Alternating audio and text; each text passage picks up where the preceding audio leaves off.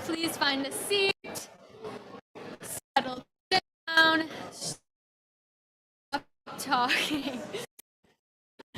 Yeah, stop talking. Thank you. Welcome to today's senior speeches. So you please silence your cell phones before the event to honor today's speakers. Our first speaker today is Henry Zalmanyan. Henry will be introduced by his sister, Bella.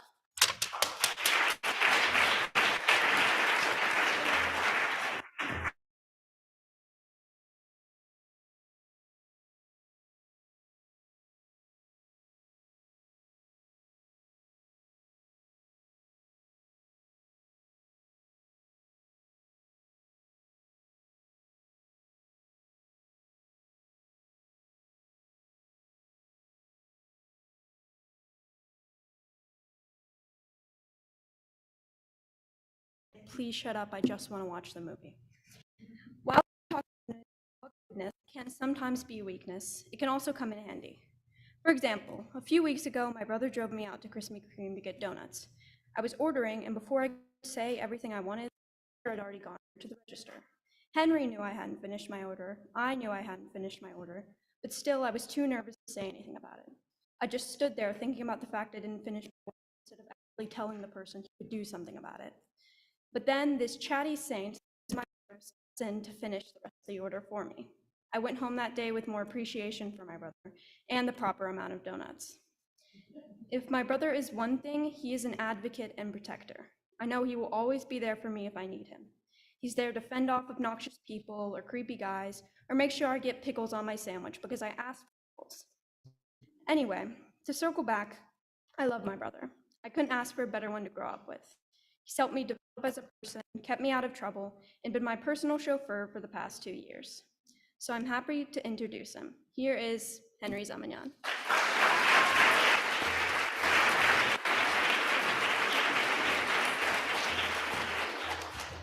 What's up? If I'm ever too loud or too quiet, just like yell. For almost 4 years now, I've heard the same advice given to the freshmen. Like a broken record, come up to this podium and preach to the younger students that between freshman and senior year, the time flies. I'm standing up here today to urge you to take this advice the first time you hear it. Yes, the time does fly. The redundancy of this statement is ironic because the more time it takes for a person to acknowledge the phenomenon of time flying, the quicker the high school experience blows by. At least this was my experience. Little, socially unaware, highly obnoxious freshman Henry took the advice the first time he heard it, and now I feel there's nothing left for me here at Louisville Collegiate School. I've completed everything I could have ever wanted to. If you take advantage of every opportunity and live in the moment, the time slows down on its own and you will feel how I do. Since I'm an expert on the subject, I've decided to streamline my wisdom into a 3-step plan with the sole goal of living in the present. It has been created for all ages, so whether you're a freshman just starting your high school career, a senior about to begin a new journey, or an adult who feels their past haunts them and future overwhelms them, I encourage you to listen up. Step 1, be as spontaneous as possible. If someone asks you to do something fun, don't hesitate. If you're bored, go talk to someone randomly. Sport because you can. Go on a drive with no destination. Join a pickup game. Jump into the Ohio River. The opportunities are endless. You have free will. I obviously mean within reason. Don't go do something crazy and egregious like drugs. Instead, be open-minded, get out of your comfort zone, and try new things. Being willing to do unplanned and unusual things is the optimal way to live in the moment. Some of the best memories I've had were the ones that were not planned. Sophomore year, when Jackson, Will, Stewart, and I severely injured each other while trying to hop the fence at the Sacred Heart Fields. Freshman year, when the JVB basketball team bought 2-liter Diet Coke bottles at Value Market only to shake them up, throw them at the ground, and watch them soar into the sky. Junior year, when a group got together to avenge the Bowdens after their driveway was tragically cheesed. As I think back on my high school years, the act of being spontaneous has brought me a lot of joy. So although it's not recommended, if you stop the plan after step 1, I'm sure you'll feel at least a little satisfaction. Step 2, value time. The teachers in the room might want to ignore this part and skip down to step 3. It is very important to have a genuine conversation with yourself about what is more worth your time. Collegiate is an extremely challenging school, and almost every student here has struggled with time management. I don't mean managing your time to complete work. Is a hobby of mine. I mean managing schoolwork while maintaining and enjoying life with people you care about. I know it's hard to believe, but even at this absolutely stunning college preparatory school, which is the second best in the state, it is okay to not put your best foot forward. In some cases, the alternative to completing your math homework will actually be more. Once again, I obviously don't mean flunk out of school, but in my eyes, what is high school about hanging out with your friends, sporting events, or having a good time? What is life if you're not going to enjoy it? The answer to that question is miserable. So stop doing your homework, don't take a break from work, and absorb the beauty that is life. Step 3, find what you love. I've talked to many people who are unhappy with what they do. They're in a job that they don't like, playing a sport that they hate, taking classes they're uninterested in. When doing something unenjoyable, wanting it to be over will be a common theme. It is impossible to live in the moment if the only gratifying factor is something coming to an end. This is why during my high school years, I've been on the search to find what it is I love doing. At first, it was easy for me to find what I don't like. Anything math, memorizing dates, all the co-ed classes. After finding what I hate, I would set up to search for what I love. I love playing soccer and working as a cohesive group to meet a common goal. I love knowing why humans function the way they do. I love marketing and using creativity to sell a product to a consumer. Once I was intentional with searching for what I loved, I was able to craft a potential enjoyable career path along with focusing on pursuing what I care about. However, it is important to remember that what you love is ever changing. What I will enjoy in 4 years may be completely different to what I love right now. I may love a job for decades, then fall out of love with it. It is essential to love what you do to live in the moment. So I encourage everyone to look for what they love and continue to have an open mind of your love evolving over time. After evaluating my journey through this 3-step plan, I realized a common feeling consistent throughout all the fond memories. It was not until the spring of my junior year that I was able to put a name to the emotion. Warning, if you get extremely annoyed by me saying anything related to my time at HMI, I welcome you to go back to sleep, play on your phone, or just deal with it. After my first expedition at HMI in the Utah Canyons, I was sat on a bus on the drive back to Leadville, Colorado. As I relaxed on my seat of the bus, after 2 weeks of hiking, camping, and not showering, a friend of mine told me that in that moment she felt completely and utterly content. That was it. That was when I finally put a name to the feeling that I crave and hope to fill my life with, the feeling of being content. There's no better feeling. If you've not felt this feeling before, let me introduce it to you. Imagine you've just completed something. You made all your friends laugh at a joke. You finished an extremely difficult workout. You completed the last piece of homework before summer break. Then imagine that in that very instant, you were able to stop and think about how gratifying accomplishing that thing was. As you stop and ponder your gratification, you realize not a single thing in the entire world could bring you down. There's no stress, no pain. It's how it should be. That feeling is the peak of living in the moment. As difficult as it is to say, my senior year has made this emotion feel unachievable. Just ask Mr. Stern about how I did on my logarithms pre-cal test, or ask my parents about how my application process went. Although stressors like these make it difficult to feel content, I found it is not impossible. Even I, in the middle of madness, was able to find instances where in a specific moment in time, as I step back and take an outward zoom of life, that there is nothing else I could ask for, nothing else I could want, and nothing that would make me feel any better than I am at that point. Without a doubt, I will like these as I attend my last high school class, move into college, and share my last few moments with my Louisville home. That feeling, without a doubt, is the best. So try and take advantage of your surroundings and reach the point in your life where you feel content. And when you get there, because I know I will. Thank you.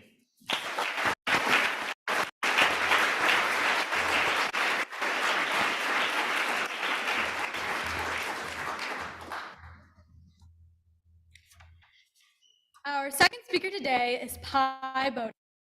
Pi will be introduced by Mr. Palmer, who I've been told to tell you is his best friend.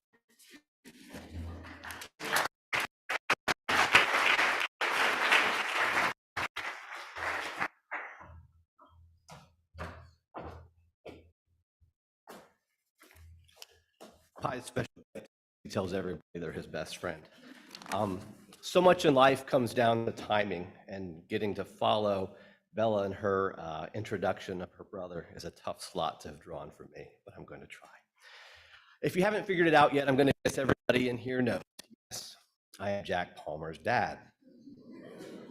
Now, Pi is probably very excited right now, having chosen me, hoping I say something absolutely bonkers crazy. And Jack is probably terrified for the same reason. But Pi, I promised Ms. Gayhand yesterday there would be no cursing, so I'm sorry for that. As a lawyer, I've given many closing arguments in multi-million-dollar cases. I have spoken to conferences with thousands of attendees. I can tell you very sincerely, being asked to introduce Pi Bowden is one of the greatest highlights of my life. I mean that. I mean that. Let me give you some background. So this year, I had the pleasure of becoming the adopted dad for a handful of really great senior boys. Obviously, my son Jack, Pi, Max, Stuart, Wills, Henry, J. Rue. I'm not sure how that happened. It's been great fun. I've gotten to go to their sporting events, know all these guys, give them high fives, and we've traded a lot of Snapchats. Now, as their adopted father and also their lawyer, we will not be discussing any of the Snapchats today. But it has been great fun getting to know this group of young men, and I'm going to miss them next year.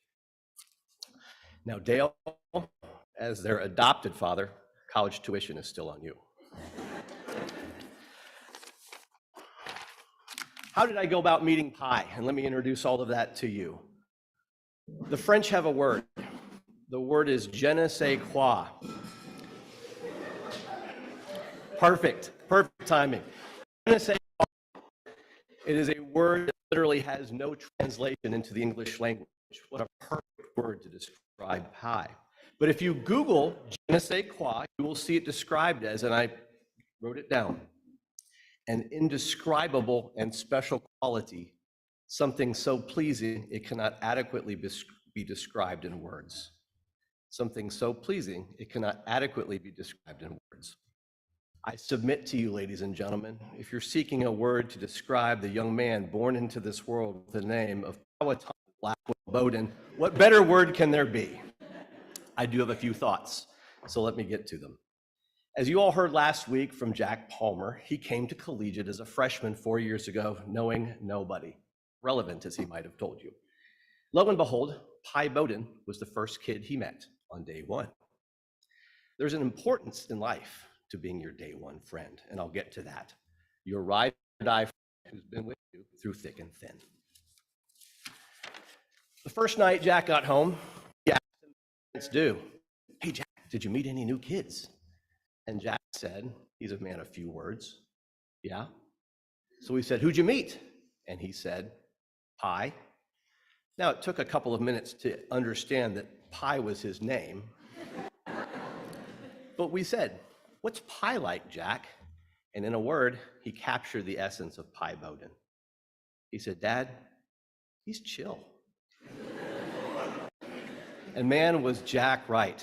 Pi Bowden is chill. Always smiling, always in a great mood. Now his brothers Gus and Mac may disagree with that, but I think it's you do as well. And if you're fortunate enough to know Pi, you know this. He's the one guy who's always up for anything, usually with a rascally grin on his face that has undoubtedly gotten him out of a lot of trouble with his mother. And in the first year at Collegiate, when I got to know him well, and I would run into Pi, he would come up to me and he would do just as his father taught him. He would look me in the eye, he would give me a firm handshake, he would say, hello, Mr. Palmer. And then he would say something absolutely hysterical. And I knew in a moment, there's something special about this kid, and he is going places in life. I also knew right away that he was going to be an awesome friend for Jack. And you know what? I was right. Pi Bowden has been one of the greatest friends Jack's ever had. And it all started on day one. Pi is what I call a shovel friend. And shovel friends, as you guys will find out in life, are very rare. What's a shovel friend, you might ask? A shovel friend is a friend that you can call at 2 in the morning, and if you say, I need you to come and I need you to bring a shovel, they will. So what else do you need to know about Pi? He's a talented golfer, caddy, and you know what else? He led the golf team to one of their greatest years ever. But if you really ask me, it's not his golfing prowess, it's to do with his time on the collegiate basketball team. And I'm totally serious. Here's my hot take. Coach Lieberman underutilized Pi's vast talents. And even more, Pi was the most valuable player on the basketball team. No Wills and Stewart and Woodford are scratching their heads thinking, I'm not sure about that. Double-double this year, and I'm not even sure that he scored this year. Okay, that doesn't matter. That's not what I'm talking about. If you paid attention and you went to the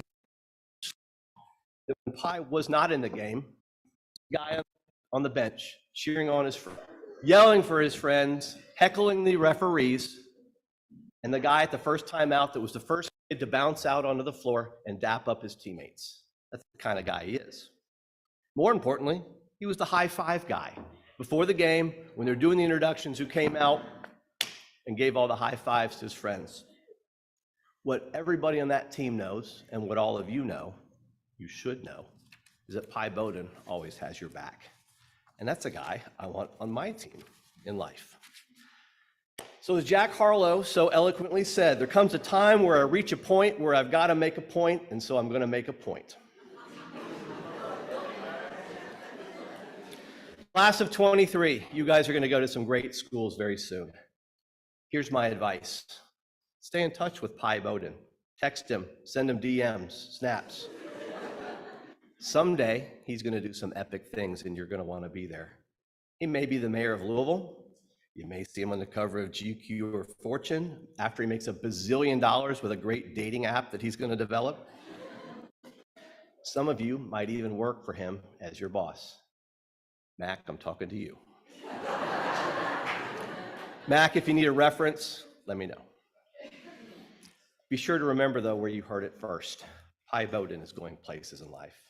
Now, let's be honest. Before that happens, you're all going to see him on the SMU Barstool Sports Twitter page, on the roof of his fraternity, shirt off, doing things on video for all the world to see on Twitter. But after that, he's going to take over the world. Ladies and gentlemen, when he does take over the world, I hope he's got a spot on his team for a tired old lawyer, because all I want to do is hang out with Pi. Pi, if you ever need a shovel, call me. Ladies and gentlemen, my dear friend, Pi Bowden.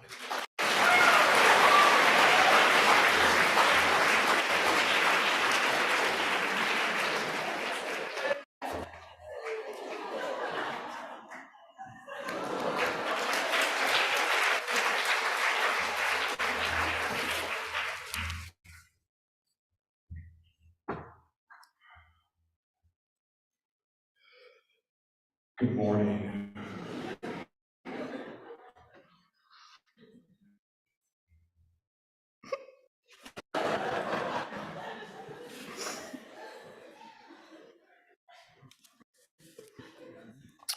When one hears the name Pi Bowden, things like safe driver, active weapon, introvert, or Maddie Brown's Valentine come to mind.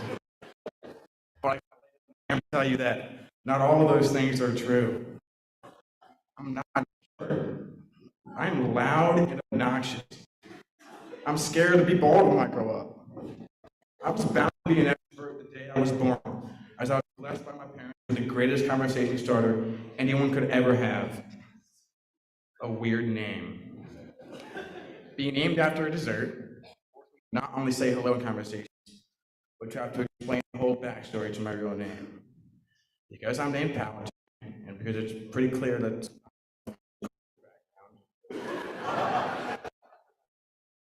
I remember that in lower school, I decided to change my name for good. No other name made me than Bob.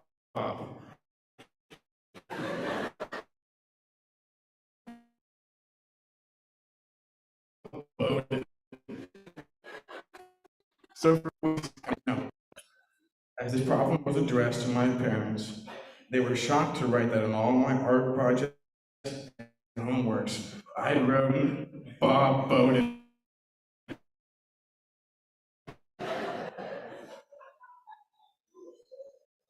As I will ever be able to use my unique characteristics, just make me who I am. Accepting the uniqueness of my name is what led me to be an extrovert. And being an extrovert is what leads me to what I'm about to talk about today. I love my friends' dads. Sometimes I consider them better friends than kids. The day Pete Palmer was bumped up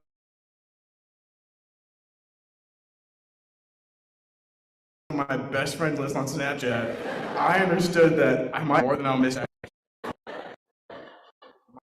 A great job around older people, not just my dinosaur dad, but his friends as well. I'm sorry. Always attending events as the youngest person there. I was taught and instructed to, as soon as I walk into someone else's home, you find the owner and give him 7, 5 fingers, and 2 eyes. As I look back on things like giving 7 that my parents made me do, I believe that these things taught me to develop my social skills into where I am today, especially with the boomers in my life. I remember golf trips to Grandfather Mountain with Jackson, Mac, Mitch, Rue, and I. When I heard about the trip, the first thing I told Jackson was, shotgun. Meaning I was gonna sit in the front seat of the car, right next to Mitch, for the entire 6-hour drive. We chatted through just about everything imaginable. A core memory from that trip is during our golf rounds, Mitch would yell at himself for his mistakes, saying things like, oh, Mitch, hit the ball, Mitch, you sissy. Mitch, what are you doing, Mitch? As this final golf season was underway, I found myself cursing myself out in my rounds exactly like Mitch taught me. I understood that I've been inspired to look up to all the dads in my life. I want to have swag like Matt Jamie. For some reason, everything he does is just so cool. After living with him for a week in Florida for spring break last year, I found myself always asking Madeline on the trip, where's your dad right now? He made everything so cool. His cooking made me want to learn. His clothes made me question my own style. He even smelled really good. I want to have jokes like Pete Palmer. I want to have a golf game like Mitch Rue. I want to lead my family like Jay McGregor. I want to be approachable like Blaine Grant. I want to be intimidating as much of an absolute stud as my dad, Dale Bowden. Dale doesn't waste time. He doesn't waste money. He doesn't love waiting in lines. He doesn't love using his turn signals. But that's just the power my dad exerts. Most of you have seen the asking for the bill at a restaurant trend without saying anything to the waiter, only using your hands to look like you're signing the bill to symbolize you're ready to pay. Dale Bowden's check asking riz is unmatched and uncanny. I know that it's in my blood not only to have the riz of my dad, but to at some point in my life be able to assert my too. My dad always told us a smaller name is easier to fit onto mechanics for onesie, as if that is where my brothers and I were destined to end up in the future. My dad also thinks that by one of us getting a tattoo, it would go down as the most expensive tattoo in history, because we would be written out of will.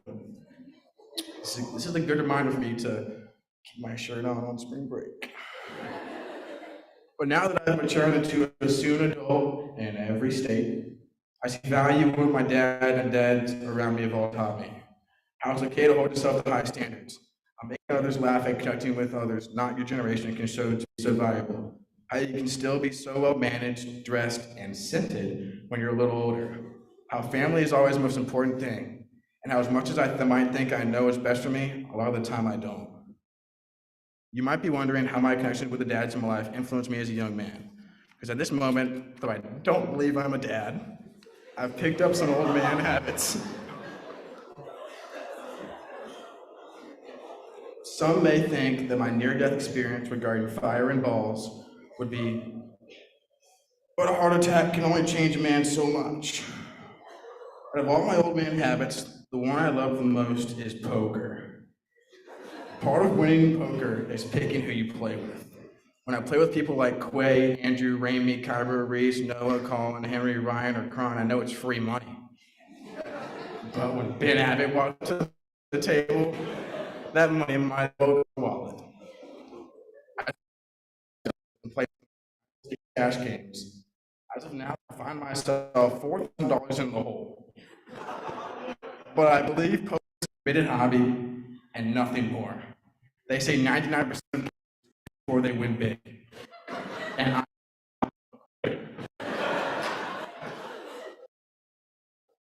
most of you probably think this is the time where I propose or do something wild like that. You got me. It's happening. Sorry. This is the speech we all expected. No chat GPT. As my incompetent, bright-headed, easily burning, likely adopted science experiment 135-pound twin brother talked last week for what felt like an eternity, in classic twin fashion, it would make sense for me to write a rebuttal speech. But pettiness will not prevail. Mac doesn't need me up here talking about how I will always be the bigger and dominant brother. He doesn't need me up here shaming on his lesser athletic abilities, like not starting on JV basketball or forever missing a varsity golf spot. I mean, how petty would it be for me to stand up here and talk to Mac about how much of a more charming twin I am than him? I mean, it's irrelevant. We all know he likes him young. And so it was an honor to be the topic of your speech last week.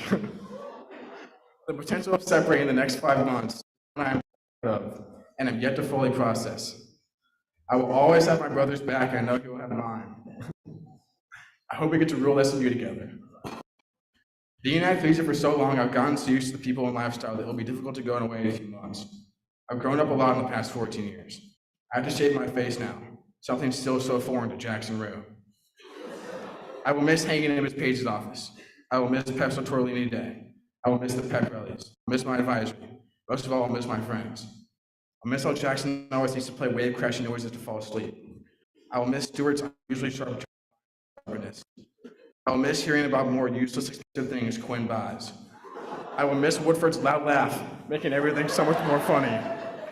I will miss Jack's dad. I will miss Will's dogs. I will miss Henry's pantry. I will miss all these things, but the dads in my life have helped me understand that we only get older. Time is a precious thing that stops for nobody. Time is reality. I will be leaving collegiate whether I like it or not. Andy from the office once said something that stuck with me. He said, I wish there was a way to know you're in the good old days before we've it feels like yesterday I was up in the back row listening to Ramey's senior speech calling himself a loser. Live in the moment. Take advantage of the time you have because before you know it, you'll be missing it. Before I leave here today, there's one last thing I have to say. So if your buddy's next to you dozing off, wake him up. As we're all getting ready to go on spring break, and we're excited to rest or travel, some of us can get particularly rowdy. If for any particular reason you find yourself in a sticky or unlucky situation, call Pete Palmer Law at 812-338-5500. Go Mustangs and thank you.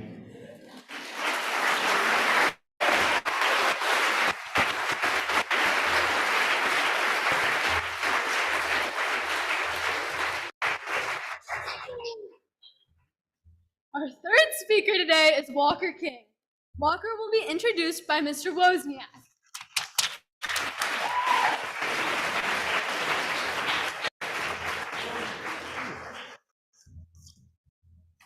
Walker, we've got some tough to follow today. Those are impressive. I've had the honor and privilege of teaching and coaching Walker since he was in first grade. Walker was actually part of my first ever first grade class. And then I taught him again the following year in second grade, along with those other two. Walker shockingly had a quiet and calm demeanor, and he absolutely loved playing soccer, which I of course shared with him. He also had an extreme love for the University of Kentucky Wildcats, which as a UNC fan, I of course did not share with him. I hate to admit it, but Walker, since I've known him, UK's beaten UNC 5 games to 3. Now, we do have a mutual dislike towards another blue-colored school, and we've certainly cheered for each other's teams when they're playing against that other team. One of my favorite memories of Walker was, well, the 100th day of school in 2nd grade. You guys remember in lower school when students celebrated the 100th day of school by bringing in 100 items of some things? 100 buttons, 100 pennies, or something like that? Well, Walker took it up a notch in 2nd grade when he brought in 100 pictures of Mr. Wozniak. Yep, there they are, there on a poster board, all color. It was wonderful. At that time, I knew we had a nice bond. In all seriousness, I've watched Walker grow from a little 1st grader who loved soccer and college basketball just as much as I did. He was a quiet but hardworking student in the classroom. I've seen him grow through middle school and then again in high school, where I've been fortunate enough to coach him in soccer.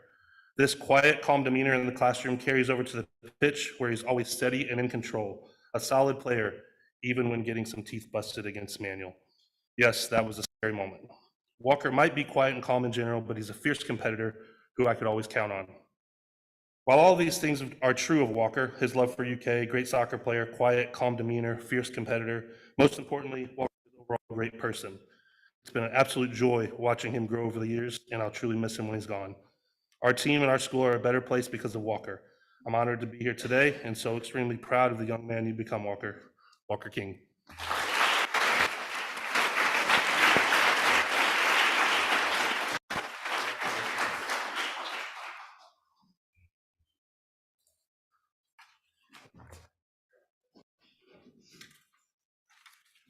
Hopefully you've completed your homework for a 3rd period.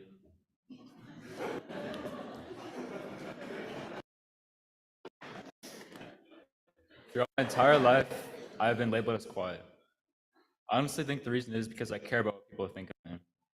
So conversely, I typically will ponder what's best to say for a while so that people won't judge me. By the time I conjure up the ideal words and think to myself, yes, this is the perfect thing to say, the moment has already passed, and the conversation has changed topics. I remember being told during a game, say something that you don't like about the person next to you. People like him, but they wish that I would open up a bit more and initiate conversations. I took that feedback or criticism, whichever way you want to look at it, and I worked on them. Also, thank you to this person for telling me this. I don't know if you know who you are, but I do. What better way to explain to you all why I believe I've been labeled as quiet than to hear from none other than my teachers themselves. With help of Ms. Prince, I was able to gather every report card comment dating back to the 6th grade. Here are a few thoughts that my teachers have recorded over the years. No names will be given, maybe a few. We'll start in 10th grade. Walker is such a kind, self-effacing, and gentle young man. He doesn't call any attention to himself, but works steadily, industrially, and it's wrong quote. Here we go. Here's the one I meant to say. Walker has an even, easy temperament and meditative intellect that is uncommon for one so young. He is a man of few, yet carefully considered words, and he knows how to make them count. Most comments are like this, however. He is somewhat quiet in class, and I encouraged him to set a goal to volunteer once each class. While studying these comments, I found that I participated a lot in Mr. Mahoney's 10th grade English class, which took place over in the Gildos Club. Why, I wondered? Well, I realized that 4 to 5 of my closest friends were in that class, and there were only a few girls. Is it because I'm shy talking in front of women? Or that I was sitting in the back of my classroom? No, it couldn't be. It was because I was with my friends. I'm simply much more comfortable talking in front of and with people that I'm good friends with. It's hard for me at times to branch out and meet new people. The more I read, the more I realized that teachers, or at least those at Collegiate, really do pay attention to how students operate. Their comments generally provide a good summary of who I am. Here's some of my favorites. His quiet way doesn't hide his inquisitive nature. And Walker is the king of consistency. Thank you, Ms. Wirens. I did find one quote that hurt me a little bit. It was from a PE teacher of all people. Here's what it said. For the fitness whiteboard warm-up, Walker takes his time and often does not put forth maximum effort without teacher encouragement. Better not been you, Coach Woes. I remember being picked up after school every day by my father. As we were approaching the intersection of Lexington and Grinstead, my dad would ask me, "How was school today?" I would reply every time with the complex answer of, "Good." Nothing else. Even though he knew the response I was going to give, my dad would continue to ask this question as if one time I would give him a full synopsis of each class I had that day. Although I feel that I have done a disservice to my dad or anyone who I have gracefully given a one-word answer to, I wouldn't go back and change my responses for any of them. I was simply being myself. As you might guess, one of my all-time least favorite class activities is a student-led group discussion. It might be my worst fear. If I'm with my friends and we're talking about who's going to the Champions League or who's going to make the Final Four, I have no problem at all. But if I walk into Dr. Sal's classroom and see those wooden desks all neatly arranged into an inner and outer circle, man, it's difficult to explain the anxiety that I feel. Please, don't get me started on a graded circle discussion. I don't think those should even be allowed. All the people who like to talk steal all the material, and the quiet ones get to sit there and suffer while their grade drops from an A to a B and to a C. Reading a book is bad enough, and then you tell me I have to have a discussion about it? Thanks. Let me walk you through a typical student-led discussion in the depths of my mind. The people in the inner circle open their books, and someone, usually not me, will find a quote and spark a question. Then, the ones who feel more comfortable to talk will chat for a couple minutes while I search for something meaningful to contribute to the conversation. I find a quote or talking point, but think to myself, no, that doesn't make sense. I'll look stupid. Sometimes I won't know when to interject myself into the discussion. How awkward is it when you start speaking at this? I don't want to raise my hand to talk either, because that shows signs of weakness and cowardice that I cannot afford to show. So do I actually ever say anything? Sometimes. I actually build up enough courage to say one meaningful or matter level comment, as I like to call it. After I say my piece and my time and the inner circle is up, I feel like the king of the world. Now the critics will argue, Walker, you should annotate so that it's easier to find things to say in the conversation. All I can say, well, that's true, but what sane person likes to annotate? One thing I haven't mentioned yet is that there are a lot of pros that come with being quiet. People who are quiet are more mysterious, which makes others really want to get to know that person. And people tend to be optimistic about people they don't know. Also, quiet people are more observant. Since they don't have to spend as much time talking and focusing on only the people they're conversing with, quiet people can survey the room. We're also perceived as good listeners and have more time for introspection. My middle school teacher summed it up nicely, saying, Walker has a take-it-all-in learning style, where he sits and absorbs what's going on. This is very true.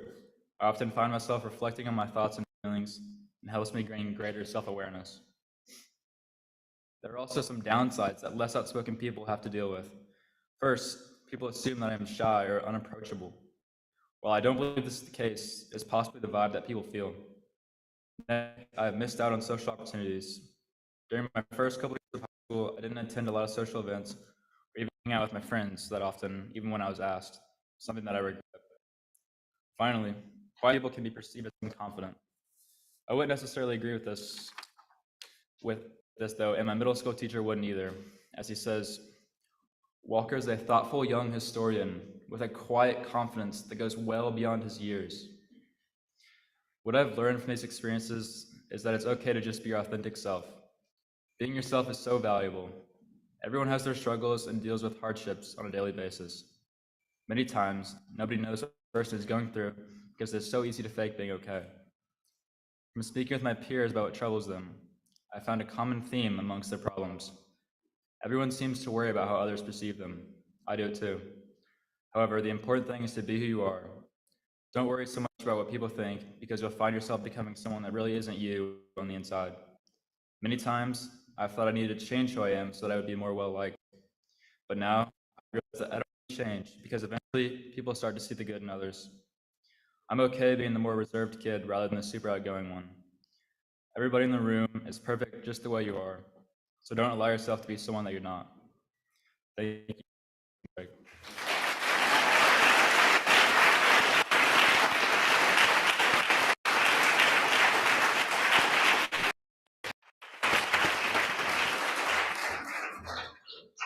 Those were some incredible speeches today. Let's give it up to these boys.